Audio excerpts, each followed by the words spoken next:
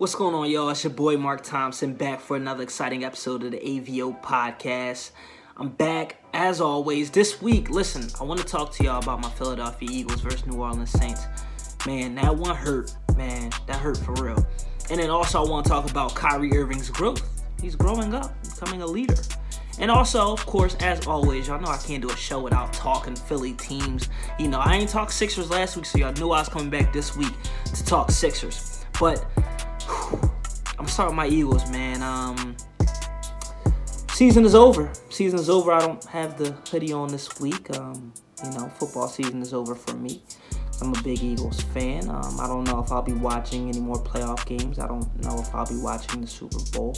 I just don't know. That's how invested I am in the Philadelphia Eagles. So that game, man, it hurt. I felt like I lost a loved one, and it's cool. It's cool. We got him. But let's talk about it a little bit. So we came out fast. We started out 14-0. I mean, we straight punched them in the mouth. And I'm sitting there watching the first quarter. I'm like, hey, yo, we got a chance. Like we have a fighting chance. Like there's no way. Like we got this. We had the momentum. We was coming in strong. Won the last 6 out of 7 games. So the Eagles were on fire. Everybody knows how Nick Foles has been playing. That's been the talk of the NFL. But just watching it from my point of view, man, they look good. Look real good. And for the first time in a long time, the offense it looked innovative. It looked back. There was different options like how we did last year. Like the offense looked good. It didn't look basic. So we punched them in the mouth, like for real. We really hit them. And then as time went on, momentum is real. Like I said, going into this game, we had major momentum. So it's real. And when we put them, when the Saints had their back against the ropes and they did that fake punt, that sucked the momentum pause right out of us. Like right out of us. And from that point on, Saints were driving on offense. And I'm watching the game and I'm like, yo, like the way the defense is looking right now, I don't know if we can hold on to this lead. I don't know if we can even win. And the reason I say that is because they started playing like prevent defense. If y'all remember that Super Bowl between the Patriots and Atlanta, remember Atlanta was up big at half. Then they start playing prevent defense. And you know what happens when you play prevent defense? It prevents you from winning. And unfortunately, that's what happened to us. Like, we were on fire, and then you give Drew Brees that much time in the pocket with no pressure while all the defensive backs are way back there. What do you think is going to happen? Like, just rushing forward against Drew Brees, that's not going to work. And quiet as kept, that game, that was a staple of our entire season. For real. We had defensive problems. We didn't run the ball enough. We got 49 rushing yards. Like, didn't run the ball enough. There were some times where we couldn't even get off the field. So it was a lot going on with the Eagles, and it was just frustrating, especially that third quarter. The third quarter, like, the Saints had the ball the entire third quarter. Like, we might have had it for 3 to 4 minutes, and that's nothing. The Saints had it, I swear, the whole, 13, 12 minutes of the third quarter, and that's a long time in football. Like 13, 12 minutes in real life, that's nothing. In football, that's 20, 25 minutes. That's a 25-minute drive where the Saints had the ball and they're just chipping away. Truthfully, looking at Foles, like he kind of came down to earth. Like he was a little average. He was a little average. He threw 2 interceptions, threw the 1 touchdown. His passer rating wasn't good. He was 18 for 31. They had his number. They had the book on Foles. They knew what to do against him. And unfortunately, it just didn't work out well for us. And that like I said, that loss hurt. We just kept dropping back. And there's so many people you can blame. Like you could say Alshon makes that catch. All right, different story. You say BG gets on that fumble. All right, different story. Look, I'm not going to beat up Alshon Jeffrey because he's made many big catches. There's catches that he makes, I'm like, yo, he shouldn't have got that. There's catches, like, he helped us with our Super Bowl run. And he took that one on the chin. Pause. Like, there's no way, like, that I can blame Alshon Jeffrey whatsoever. Now, a lot of people will say, like, all right, look, We're driving down the field. We just got that roughing the passer call. Why would you run another play right before the 2-minute warning? Well, I was actually cool with it because I'm like, they got the momentum, we driving. And if he gets that first down, we're in goal position. So we were driving down the field so fast, I'm actually like, whoa, we need to slow down because we're about to score way too fast. And then boom, hits Alshon's hands. And the rest is history. So with that being said, it was a good season. It was a good roller coaster ride. Congrats to the boys. I'm still happy for them. I'm hurt because we actually had an opportunity to win that game. If we got a little bit more from the offense, and if the defense just, got a little aggressive, wasn't just, preparing for the deep ball. I mean, the Eagles defense, they always act like they're going against Deshaun Jackson every week. Like, no, you're not going against fast people like that all the time who's going to beat you over the top. Like, trust your corners. They're pros. They're professionals. They get millions of dollars. Well, some of them get millions of dollars, so trust them. Play some man coverage. Stop playing zone. Like, it didn't work. It didn't work, and it's very unfortunate. So, next year, man, hopefully Eagles can, I don't want to say next year again. I've been saying next year for so long, and, we finally won a Super Bowl. And, I'm so used to saying next year, but I didn't want to say next year. But we'll get Carson. He won't be coming off of, major knee surgery again. Nick, thank you for your work. Hopefully we can get some picks out of you. But yeah, that's it for my Eagles, man. It was, it's a good ride.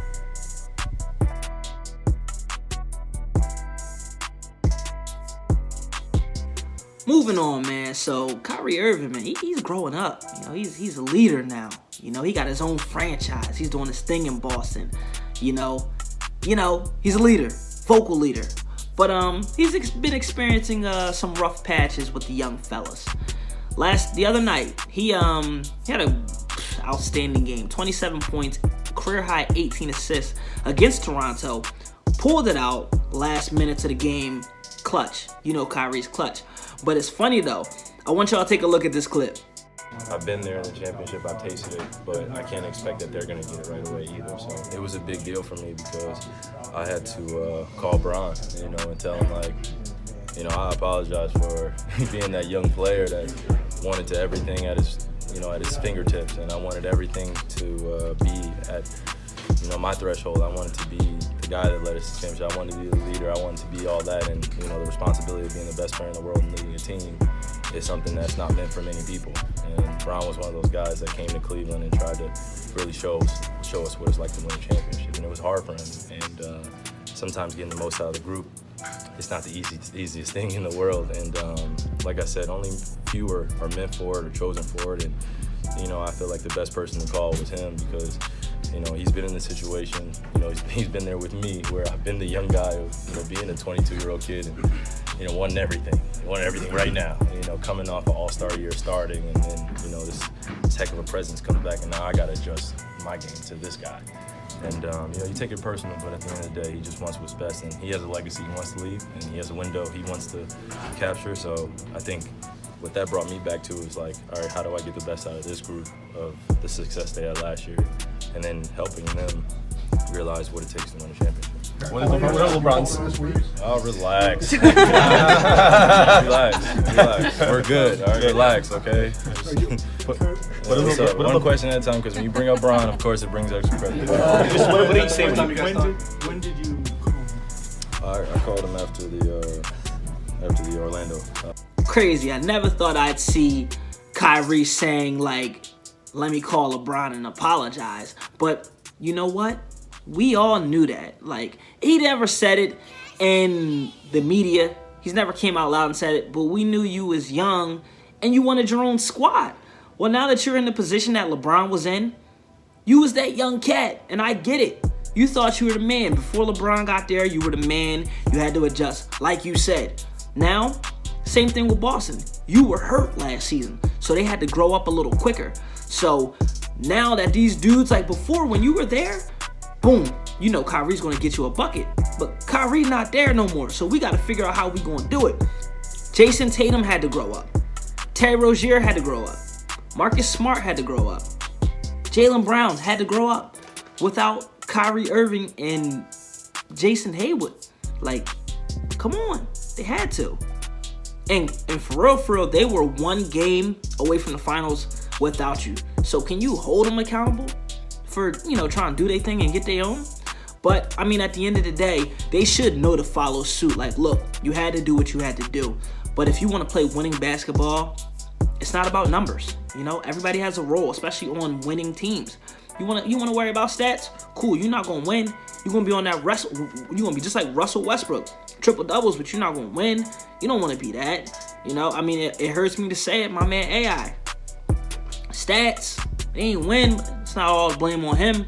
But for the most part, man, Kyrie, he hasn't been having the season that's expected. He's getting there. He's averaging about 23 points a game, 7 assists. He's playing outstanding. Kyrie is the man. But he is going to be a free agent. And with him hashing things out with Bron, and him saying not everybody's built to be a leader, would he go back? Would he team up with LeBron again? Maybe go to LA, let LeBron be that leader so he can just ball out like he did in Cleveland? Maybe he's regretting that move? Or maybe he's just growing into a man. 26 years old. Life experiences happen. You learn, you absorb it, you apply it the way that you want to apply it in life from your life experiences, and take it from there. But it will be wild if Kyrie jumps ship and went to LA. He's a free agent. It's a possibility. Like, don't be shocked if it happens, because if he does, that's crazy. I mean, you already know the Lakers have the money to do it. Kyrie's a free agent. Half them dudes ain't going to be there next year. So, hey, don't be shocked if that was like, yo, baby, look, take me back. That's probably what it was.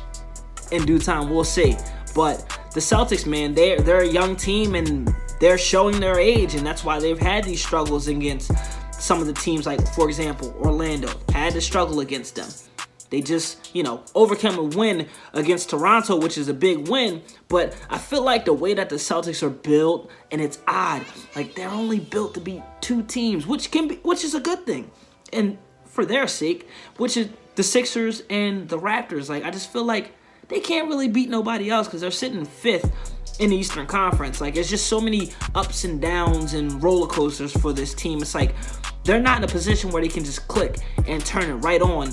So when will they get it together? What's going on? What's going to happen? Like, what's got to give in order for this team to really start firing? And, coming into the season, everyone's saying the Celtics would be a top 3 team, and they're not looking like it right now. Milwaukee, number 1 team in the Eastern Conference right now. Looking fantastic. Then you got Toronto right behind them. And then you got Indiana. They ain't going to have that much longer. I can promise you that. And then, Sixers right behind them. I'm going to talk about my Sixers as always. But Kyrie, the Celtics are looking like a young team. Who knows what type of push that they can make. Like I said, they're built to beat the Sixers and the Raptors. And that's going to be their toughest task when it comes down to it. So, but they got to get past those other teams first.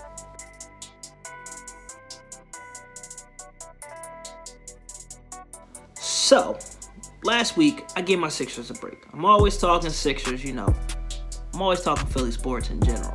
It'd be rare if y'all hear me talking about some Phillies. Even though they might, get either Bryce Harper or Manny Machado. We'll see. But if they do, and this is the only time I might talk baseball, I don't do it too much. If they do, the city will have 3 teams that can possibly win some championships the next 7 out of 10 years with the stars that they have. Just saying. If it happens, I'm not going to lie. I'm a fair weather bandwagoner when it comes to the Phillies, the Fighting Phils. Cool. I rock with the Phillies when they're good. Plain and simple. But if it happens, we out. I'll definitely be at Citizens Bank Park, for real. But moving back on to my Sixers. So, right now, they're 4th in the Eastern Conference. Not bad. Not too shabby at all. They actually play good basketball. The only thing that bothers me is their chemistry. I'm going to get on that a little bit, but I want to talk about the Sixers as a unit right now because they look very good, especially on paper. For people who don't watch Sixers games and just go look at the box score and look at stats and see who's on the team, Sixers are actually pretty good. So, a couple things. They listened to me. They did sign Corey Brewer, but It was for a 10-day contract, but somebody was listening. I said that about 2 weeks. I was one of the guys that I like Sixers bringing in because he's a good 3-and-D guy. He can stretch the floor. He can run the floor. He can defend the perimeter. He can shoot the three. He can guard a number of different guys in the post, on the perimeter. Like I said, there's a lot of things that Corey Brewer can do. It's his 12th year in the league. I get it. And it's also a veteran, high-energy guy. He's going to be good in the locker room, and we need more veterans. And we also, most importantly, need some help off the bench, and he can help a little bit. So I'm excited about that pickup. As far as the Sixers as a unit, they're 4th in scoring, which is 115 a game. That's good. That means they're putting up points, big points. The Sixers, they are also 4th in rebounds, which is 47.5 a game. So they definitely clean up the glass. They top 5 in 2 categories. That's major. Also, they are 2nd in assists, 2nd to Golden State with 27.2 assists a game. So that means they swinging a pill. Everybody's getting opportunities. So why is there chemistry issues? I don't know. They're 8th in blocks. So that means they are defending the rim. So we're talking top 10 so far. And scoring, rebounds, assists, blocks. That's the Sixers. That's not bad. Like I said, from the outside looking in, if you're not watching every game, that's the Sixers. I like it. Now this was alarming to me. They 4th in turnovers. The reason that's alarming to me, because I get it, they're still a very young team, but I want to list the top 5 teams in turnovers. Number 1, you have Atlanta. They have 14 wins. Number 2, you have Phoenix. They have 11 wins. Number 3, it's Dallas. They have 20 wins. Okay, a little bit more than Atlanta and Phoenix. And 4, the Sixers. And then number 5, the Lakers. One thing that those 4 teams have in common outside the Sixers is if the playoffs were to start today, none of them would be in the playoffs. With that being said, the Sixers must learn to take care of the basketball because they lose a lot of crucial games because they are such a young team and they still turn over the basketball a lot. Like I said, Atlanta, Phoenix, Dallas, LA. Playoffs were today, none of those teams make it. I don't like the Sixers being a part of that. That's not a stat I want to talk about. Not at all. So that's a crazy wild stat. Just to go back a little bit though. 2nd in assists. Said they're swinging the ball. Everybody's getting involved. But there's some chemistry issues, and sometimes I just don't wonder why. I feel like people in the league are just so caught up on stats, as I mentioned earlier, and not accepting their role. Jimmy Butler and Joel Embiid have both called out Brett Brown on a number of occasions. Jimmy Butler doesn't like his role. Joel doesn't like how it's, being implemented in the offense since Jimmy Butler's gotten there. Look, let's just keep it simple, all right? Off the rebound, you kick it to Ben. When you're running the floor, you run through Ben, all right? Half court, when you're running the floor or you're setting up in half court, you run through Joel. It's not a problem. You got Jimmy Butler.